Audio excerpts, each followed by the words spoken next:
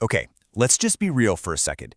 If you've ever stared at a massive, multi-layered algebraic fraction in a textbook and felt this overwhelming urge to just run in the absolute opposite direction, you are definitely not alone. I mean, it's incredibly easy to get that classic math anxiety when you're looking down the barrel of dense alphabet soup formulas that just look like total chaos. But what if I told you that this chaos is actually highly organized? In this explainer, we're going to take a look at these massive mathematical structures and, well, give you a clear path right through the noise. I mean, seriously, take a look at this absolute monster of a polynomial fraction right here. 6x squared plus 5x minus 4, and the whole shebang is divided by 2x minus 1. When you first glance at it, it just looks like an impenetrable wall of numbers and variables. But the real secret to conquering algebra is realizing that an equation like this isn't a wall at all. It's really just a puzzle. It's a physical structure that's just begging to be broken down into smaller, totally manageable pieces. So, welcome to the explainer. Today, we are opening up what I like to call the Builder's Toolkit. We're going to transform abstract algebra into a tangible, almost mechanical process. Think of these mathematical operations less like abstract rules you have to memorize for a test and way more like physical tools sitting in a workshop. We've got tools for deconstruction, tools for finding blueprints, and my personal favorite, tools for building things back up. Here is our game plan for today. Number 1, polynomial division demystified. 2, finding the GCD and LCM. 3, simplifying rational expressions. 4, adding and subtracting fractions. And finally, 5, multiplying and dividing fractions. Section 1. Polynomial division demystified. All right, Act 1 of our toolkit is all about deconstruction. Let's see exactly how we take a massive, unwieldy polynomial and slice it down to size using good old long division. Remember that terrifying equation we just looked at? Here is the exact step-by-step process of breaking it down. And honestly, it's set up exactly like the standard long division you did back in grade school. You just look at the leading terms, figure out what you need to multiply by, subtract it right out, and carry down the next piece. It's actually incredibly satisfying to watch that messy starting equation systematically shrink down until we're left with a super clean quotient of 3x plus 4 and a remainder of 0. Which brings us perfectly to the core rule of division right here. A equals B times Q plus R. Simply put, it means that literally any massive polynomial, which we'll just call A, can be cleanly divided by a divisor B to give you a quotient Q and a remainder R. It proves that polynomial fractions operate under the exact same logical laws as regular everyday numbers. And once you realize that, the intimidation factor just completely vanishes. Section 2, finding GCD and LCM. So, now that we know how to break our materials down, let's pivot to identifying our fundamental building blocks. To really build or simplify mathematical structures, we need to find the underlying blueprints, right? That means the greatest common divisor and the least common multiple. Now, the absolute crucial point here is understanding the difference between these two. They aren't just tedious chores. They are the essential tools you need to find the common DNA between different equations. For the greatest common divisor, or GCD, you are looking strictly for the lowest power of factors that they actually share in common. It's all about the overlap. But for the least common multiple, the LCM, you've got to be totally inclusive. You take the highest power of every single factor present. To do this, we've got a flawless 3-step process to extract these blueprints. Step 1, factorize your expressions completely, right down to their primes. Step 2, select your factors based on those GCD or LCM rules we literally just talked about.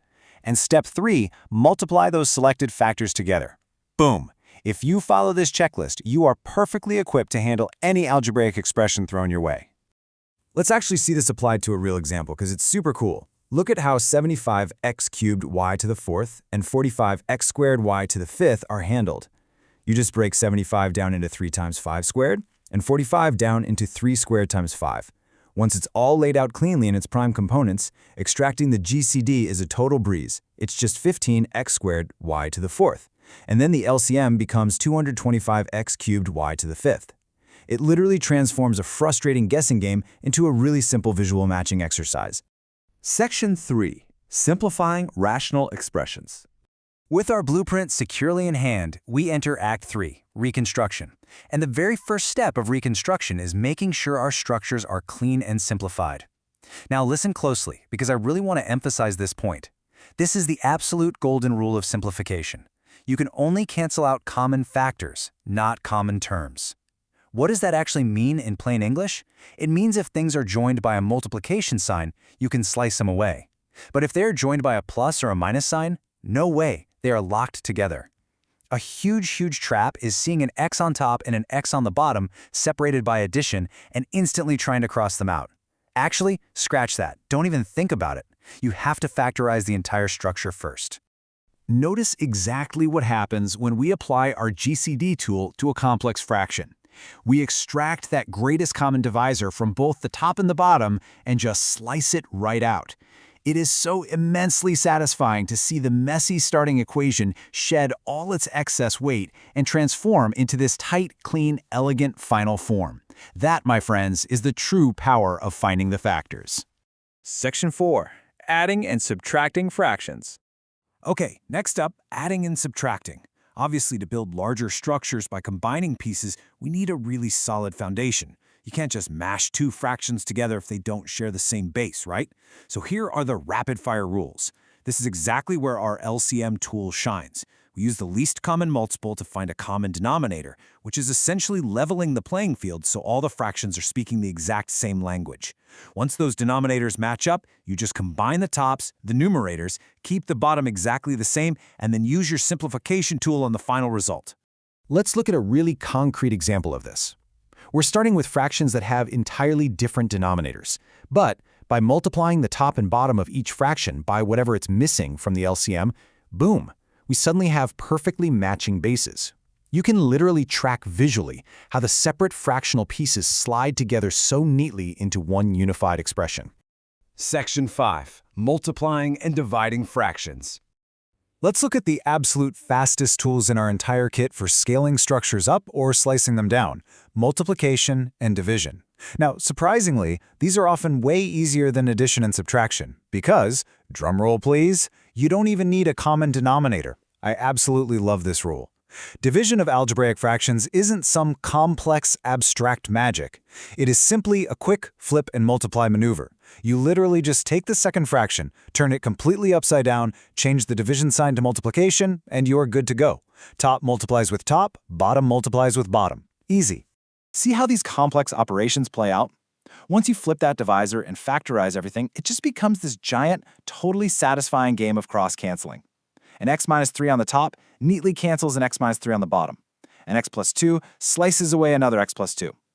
What originally starts as a massive 4-part division problem collapses completely down into something incredibly simple just by following the logical steps of our Builder's Toolkit.